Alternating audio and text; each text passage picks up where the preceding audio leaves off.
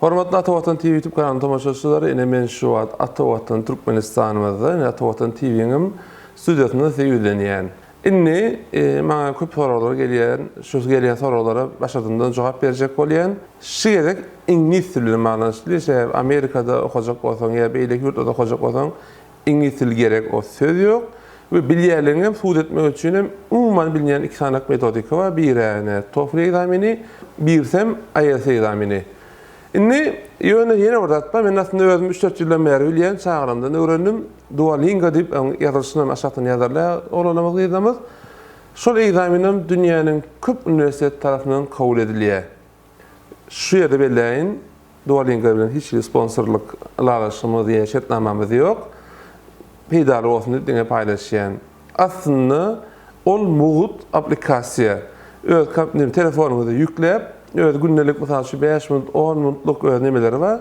TikTok'a giren vaktiniz azalda hamda günlük 10-15 minutunuzu berseňiz, bir ýylyň içinde mesela üçün has köp ýol alarsınız da mesela üçün. Ondan näme etseň bolýar? Inni gündelik olsaňa neme berip durýar da, iş berip durýar.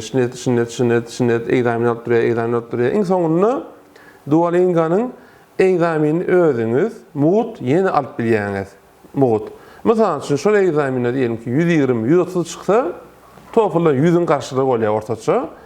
Inni mugut egzamine girdiňizde, şonu alan bağlyňyz bilen biz pullusyny bağlak gördük. Özümize gerek boldy çağrymyza. Mugutunda 120 alamasaňyz, pullu egzaminede ortaça şol elýäňiz. Näme üçin TOEFL'da Duolingo diýseniz, Duolingo'ň özü öz egzaminine taýýarlaýar. 1. 2. Arzan. Täbi yanlışmasam $59-60 bir egzamini almak üçün. Men bilýänime görä TOEFL'a $200 barýar. Ondan hem gymmat bolup biler. Şoň üçin ine şonu ulanyp siz ingliz tilini ösdürip bilersiňiz. Elbetde ingliz tilini ösdürmek üçin, mesela üçün mahsul sözlüğün aplikasiýasyny esasen çağlar üçin sesli, suratly sözlükler var.